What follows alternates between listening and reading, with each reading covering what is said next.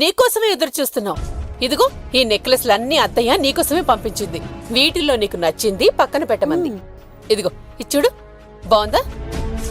దీపా ఇది చూడు, ఇది బాగుందా? చెప్పమ్మా. అసలు పెళ్ళంటూ జరిగితే అన్నీ బాగుంటాయి.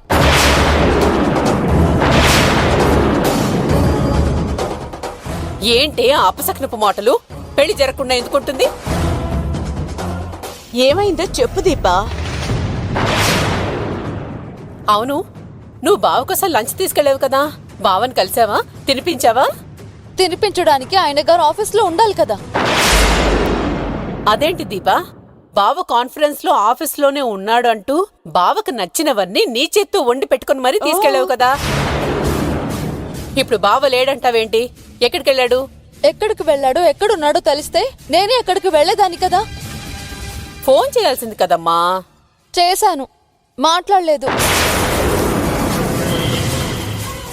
పైగా ఆఫీస్లో ఉన్నాను అంటూ ఇదిగో మెసేజ్ పెట్టాడు. అమ్మో, పెళ్లి కాకముందే కాబోయే పెళ్ళానికి అబద్ధాలు చెప్పడం మొదలుపెట్టాడంటే ఇది ఆలోచించాల్సిన విషయమే.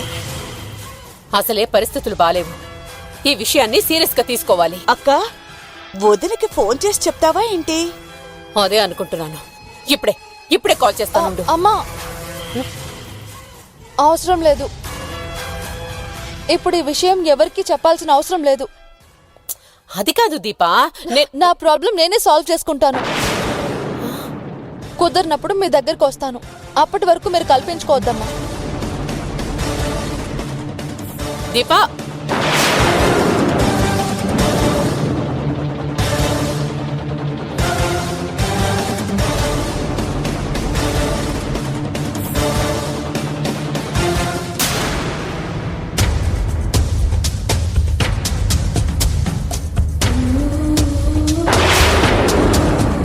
ఆరాధనకి గతం గుర్తులేదు కాబట్టి తనతో నేను ఎంతో ఓపెన్గా నా ప్రాబ్లంని నా ఫ్రెండ్ ప్రాబ్లంగా చెప్పగలిగాను.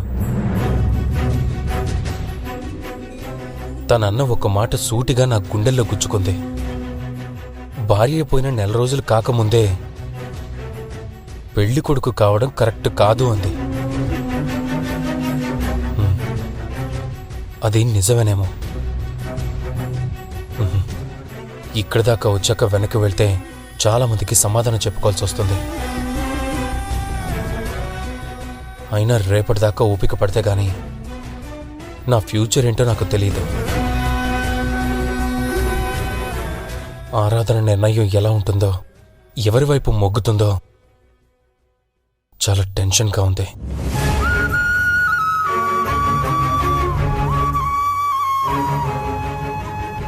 అవును, ఇందాక ఆరాధనతో ఉన్నప్పుడు ఎందుకో గాని దీప కాల్ చేసింది.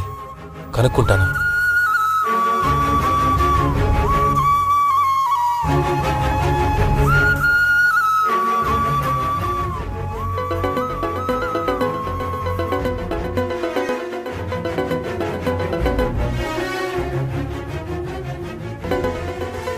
బావ కోసం నా 12 ఏళ్ల నిరీక్షణ త్వరలోనే ముగియనుంది. తొలిచూపులోనే ప్రేమించాను, నిన్నే పెళ్లాడతా. లక్ష్మీ సౌభాగ్యవతి, ఏప్రిల్ 5 నుంచి ప్రారంభం. రాత్రి 7 గంటలకు తప్పక చూడండి. నా కాల్ కి రెస్పాన్స్ ఇవ్వలేదు. నేను మాత్రం వెంటనే పిచ్చిదానిలా లిఫ్ట్ చేయాలా? ఏం చేస్తాడో చేసుకొని చచ్చిన రెస్పాన్స్ ఇవ్వను.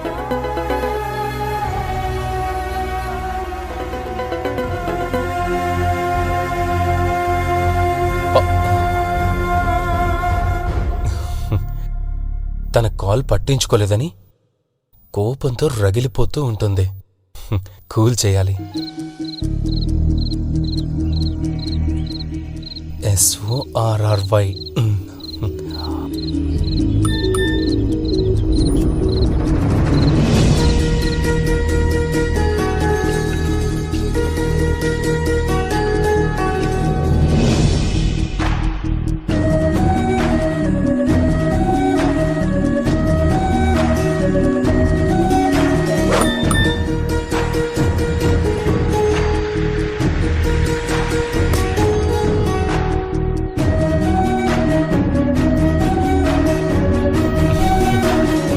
ఇప్పుడు కూలైపోయి ఉంటుంది.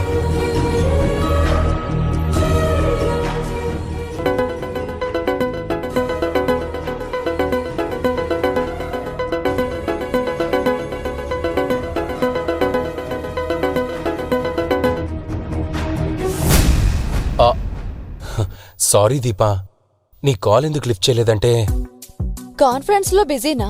ఆ, అవునవును. యాక్చువల్గా నువ్వు కాల్ చేసే టైంకి నేను డెలిగేట్స్తో రెస్టారెంట్లో లంచ్లో ఉన్నాను. అందుకే మెసేజ్ పెట్టాను.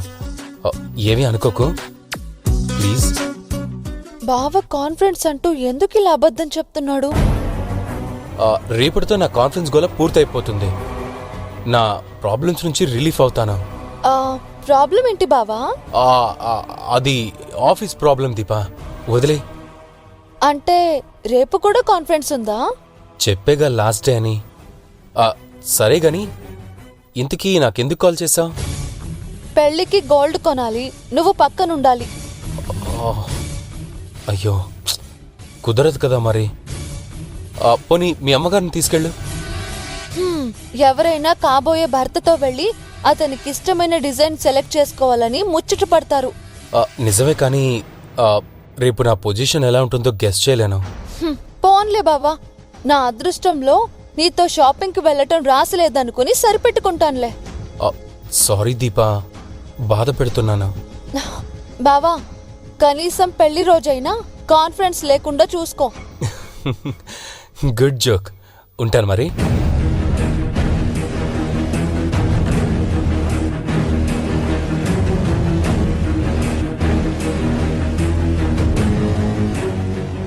బావ ప్రేమగానే మాట్లాడుతున్నాడు, కానీ అందులో ఏదో ఆర్టిఫిషియాలిటీ కనిపిస్తోంది.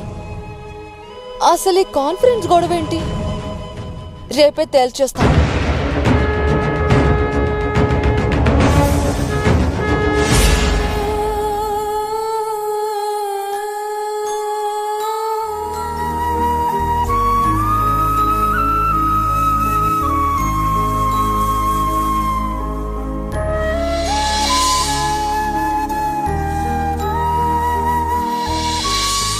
నా గాయానికి నేనే ట్రీట్మెంట్ చేసుకోవాల్సిన పరిస్థితి.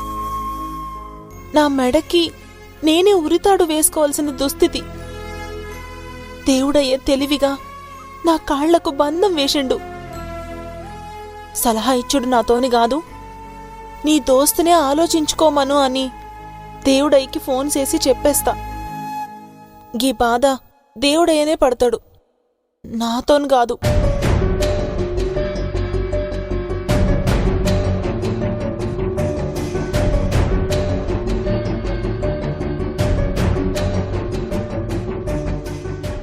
చెప్తానని ఆశపెట్టి వెనక్కి తగ్గడం తప్పేమో. దానివల్ల ఎవరికీ లాభం ఉండదు.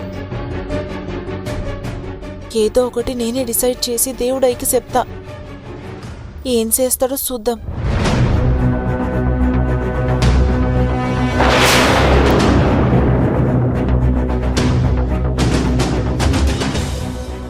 నిద్ర పట్టట్లేదు పవిత్ర?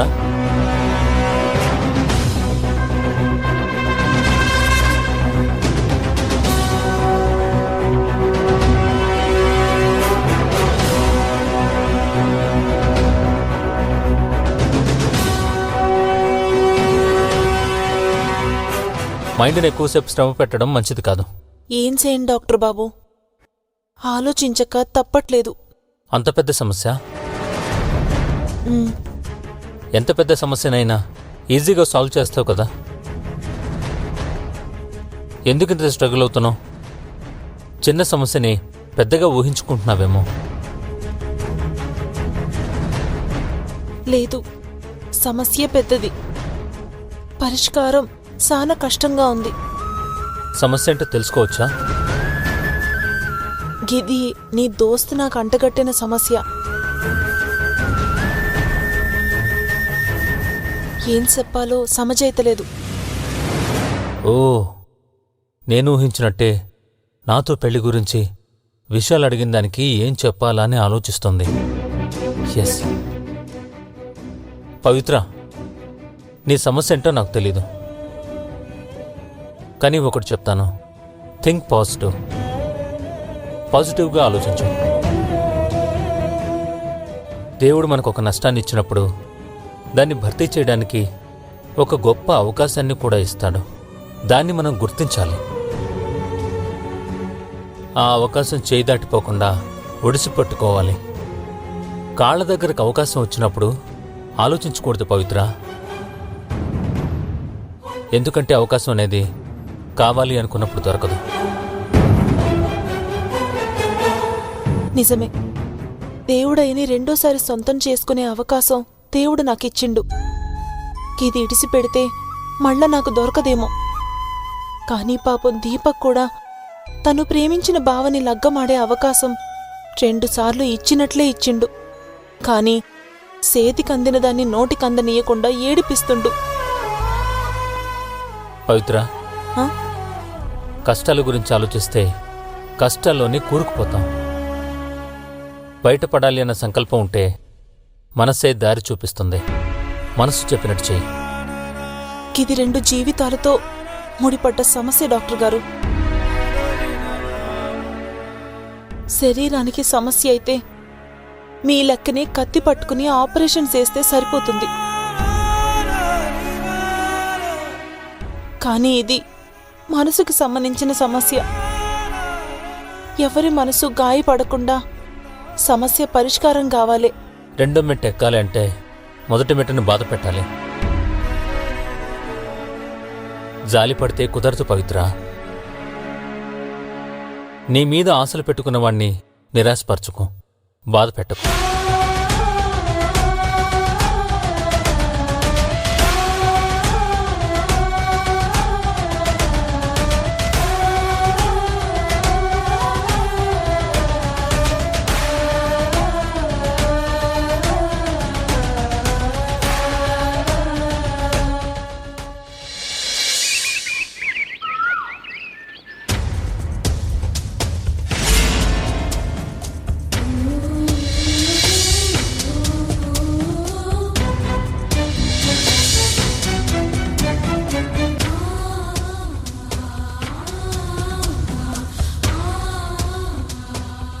ఏం డెసిషన్తో వచ్చిందో, తను చెప్పబోయే నిర్ణయంతో నా లైఫ్ ఎటు టర్న్ కాబోతుందో, ఎలాంటి గందరగోళంలో పడబోతుందో. తను చెప్పబోయే డెసిషన్ తన జీవితాన్ని కూడా ఇన్ఫ్లుయెన్స్ చేస్తుందని తెలిస్తే ఆరాధన అంత ప్రశాంతంగా ఉండలేదు. ఏందా ఆలోచిస్తున్నారు? మీ దోస్తు టెన్షన్ అంతా మీ ముఖంలో కనిపిస్తుంది.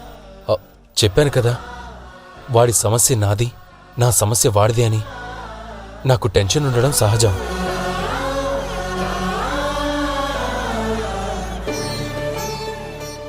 ఇంతకీ నీ నిర్ణయం ఏంటి? నా ఫ్రెండ్ ఏం చేస్తే మంచిది? తెలుసో తెలియకో శానా తప్పుటడుగులు వేశావు.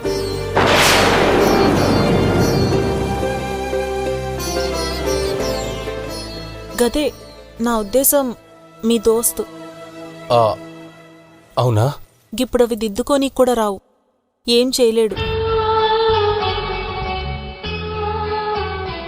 ఎవరి వైపు మాట్లాడినా ఇంకొకరికి అన్యాయం చేసినట్లే.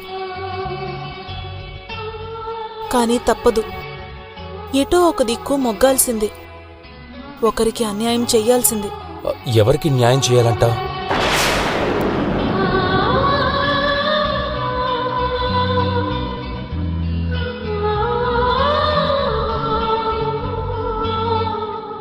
మీ దోస్తు మరదలికి, ఆమెకే న్యాయం చేయాలి.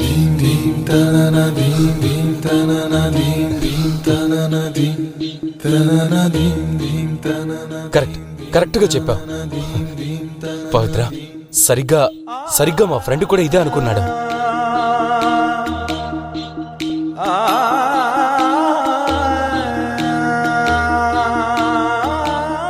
నాకు అన్యాయం జరిగింది అని ఫీల్ అవుతాడు, బాధపడతాడు అని ఆశపడినా, కానీ నా గురించి ఒక్క క్షణం కూడా ఆలోచించలే. నువ్వు ఎలాంటి పక్షపాతం లేకుండా సరైన నిర్ణయం తీసుకున్నావు పవిత్ర. నీ మనసులో ఏముందో తెలుసుకోనీకే నేనీ నిర్ణయం చెప్పినా దేవుడయ్యా. నీ మనసులో ఏముందో తెలుసుకోవాలనే చెప్పినా, నీ మనసులో నేను లేనని తెలిసిపోయింది. అవును, బతికొచ్చిన భార్య వైపు కాకుండా మరదల వైపు ఎందుకు నిలబడ్డావు పవిత్ర? లోకం దృష్టిలో, మీ దోస్తు దృష్టిలో ఆమె చనిపోయినట్లే లెక్క. ఆమెది ముగిసిపోయిన కథ. మరదల్ది చిగురిస్తున్న కథ. ఆమె చేసిన త్యాగాలకి భూమి మీదనే ఫలితం దక్కాలి. నువ్వే చెప్పినావు ఆమె తన బావని ప్రాణం కంటే ఎక్కువగా ప్రేమిస్తుందని. నీ దోస్తుకి ఆ ప్రేమ దక్కడం న్యాయం. నువ్వు చెప్పిన న్యాయంతో నా గుండె మీద నుంచి ఒక భారం తగ్గిపోయింది. నీ గుండె మీద అంటే నీ దోస్తు గుండె మీద అనే కదా. ఆ అవునవును. ఇప్పుడు ఖుషీనే కదా. చాలా. నీ సంతోషం కంటే నాకు ఏదీ ఎక్కువ కాదు. గందుకే నీతో నా కథ ఈడితోనే ముగించాలనుకున్నా. నీకు అడ్డం రాకూడదనుకున్నా. ఈ నిర్ణయం తీసుకోవటానికి రాత్రంతా మదనపడుంటావు. నిద్ర పట్టలేదు. నేను మళ్ళా నీ జీవితంలోకొచ్చినా మీ వాళ్ళు బతకనివ్వరు దేవుడయ్యా. ఈసారి నాతో పాటు మా నాయన్ని కూడా చంపుతారు.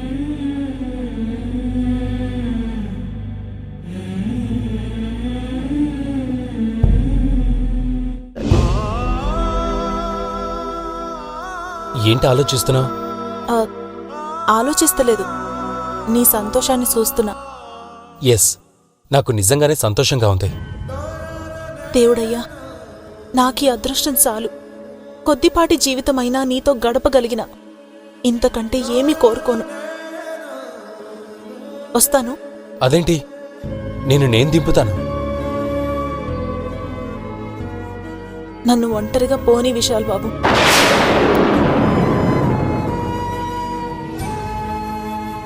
ఇక ఒంటరి బతుకుని అలవాటు చేసుకోవాలి. సంతోషం ఎట్లుంటదో తెలిసేలోపే బాధ ఎట్లుంటదో రుచి చూపిస్తుంది జీవితం. ఏ కాలం ఏ దూరం దాచి ఉంచిన నిన్నే నిన్నే, ఏ గాయం ఏ మౌనం మార్చి ఆపిన నన్నే నన్నే, మళ్ళీ రావా ఈ చోటుకి మరిచిపోలేక ముమ్మాటికి, మళ్ళీ రావా లేవన్నవి రావా చింతే మదిలి చింతే.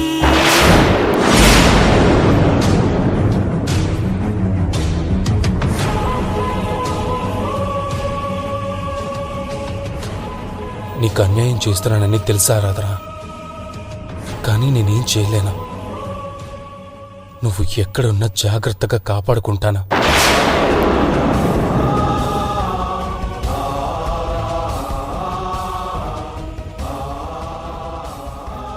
కాన్ఫిడెన్స్ అంటూ నాతో అబద్ధాలు చెప్పినప్పుడే అనుకున్నాను ఇలాంటిదేదో జరుగుతుందని. అనుకున్నట్టే అయింది.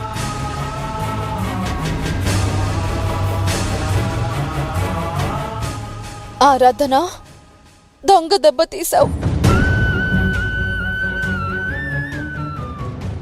తెలివిగా నా బావని నా నుండి నీ వైపుకు తిప్పుకున్నావు. నువ్వే గెలిచావు, నువ్వే గెలిచావు. నా ప్రేమ ఓడిపోయింది.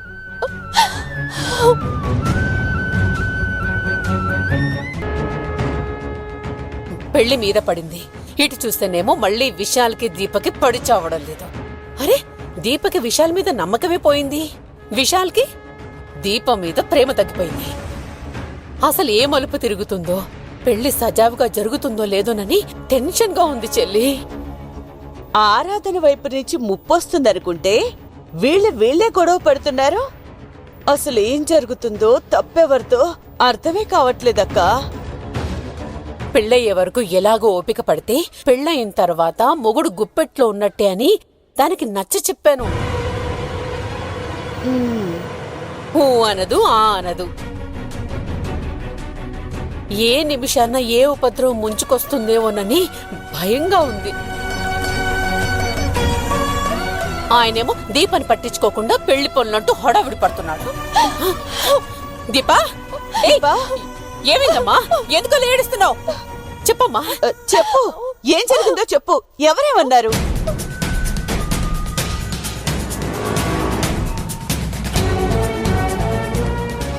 దీప చెప్పమ్మా. అరే పెళ్లి దగ్గర పెట్టుకుని ఎందుకమ్మా ఇలా ఏడుస్తున్నావు? చెప్పు దీపా. జరగదు జరగదు, ఈ పెళ్లి జరగదు. మీరు ఆశలు పెట్టుకోవద్దు. దీపా జీవితంలో నాకు పెళ్లి రావట్లేదు, మర్చిపోండి. నా పెళ్లి సంగతి మర్చిపోండి. అదేంటి దీపా? దీపా దీపా